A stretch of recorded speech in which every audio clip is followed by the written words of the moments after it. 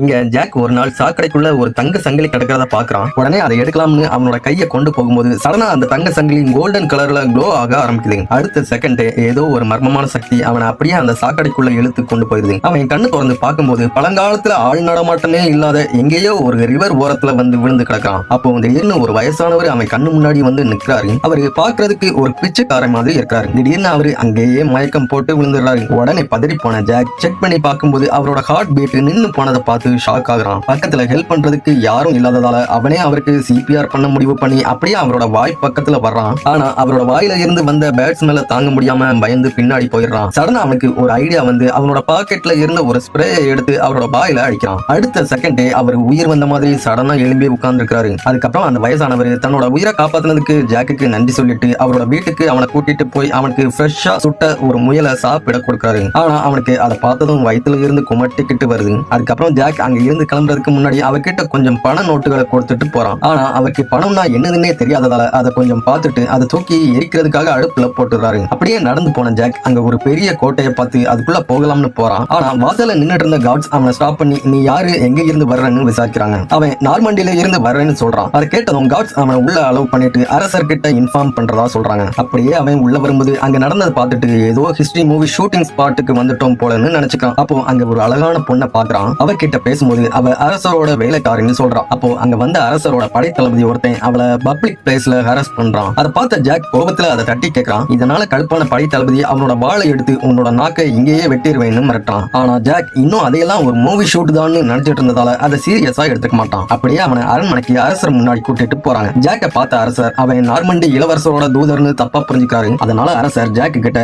Normandy இளவரசர் marriage நிச்சயம் பண்ண எப்போ இங்க வருவாருன்னு கேட்கிறாரு. ஜாக்கும் சும்மா வாய்க்கு வந்த ஒரு டேட்டா சொல்லிடுறான். அரசரும் அதை நம்பி ஜாக்கை ரெஸ்ட் எடுக்க சொல்லி அனுப்பி வைக்கிறார். அப்போ திடீர்னு மக்கள் எல்லாரும் ஒரு இடத்துக்கு ஓடி போறத பார்த்த ஜாக் விசாரிக்கும் போது ஒரு கிளர்ச்சியாளருக்கு மரண தண்டனை கொடுக்க போறாங்கன்னு தெரிஞ்சுக்கான். உடனே ஜாக் அதை ஆர்வமா வேடிக்கை பார்க்க போகும்போது அந்த கிளர்ச்சியாளன் சாகிறதுக்கு முன்னாடி சத்தம் போட்டு எதையோ சொல்றான். உடனே அங்க இருந்த மக்கள் எல்லாரும் அப்படியே திரும்பி ஜாக்கை நோக்கி பாக்குறாங்க. ஆனா ஜாக் இதுவும் மூவி சீன்ல ஒரு பாட்டு போலன்னு நினைச்சுக்கிறான். ஆனா அடுத்த செகண்டே அந்த கிளர்ச்சியாளனோட தலை நிஜமாவே துண்டிக்கப்படுது. அப்பதான் ஜாக் நடக்கிறது எல்லாம் மூவி சீன் இல்ல நிஜம் தான்ங்கிறத புரிஞ்சுக்கிறான். அப்போ அந்த வேலைக்கார பொண்ணு ஜாக்கு கிட்ட இது 1328வது வருஷம்னு சொல்றா. அதை கேட்டதும் ஜாக் பயங்கர ஷாக் ஆகி 2022ல இருந்து இந்த காலத்துக்கு எப்படியோ டைம் டிராவல் பண்ணி வந்திருக்கிறத உணர்றான். உடனே ஜாக் எப்படியாவது நிகழ்காலத்துக்கு திரும்ப வரணும்னு நினைச்சு அவனோட கழுத்துல போட்டிருந்த ஒரு டாலரை அந்த வேலைக்கார பொண்ணு கிட்ட காமிக்கிறான். அதை பார்த்ததும் அவ ஷாக் ஆகி இதுதான் அந்த கிளர்ச்சி படைகளோட டாலர்னு சொல்றா. அது மட்டும் இல்லாம இதை போட்டிருக்கிறவங்கள அரசர் பார்த்தா உடனே அவங்களோட தலையை வெட்டிடுவார்னு சொல்றா.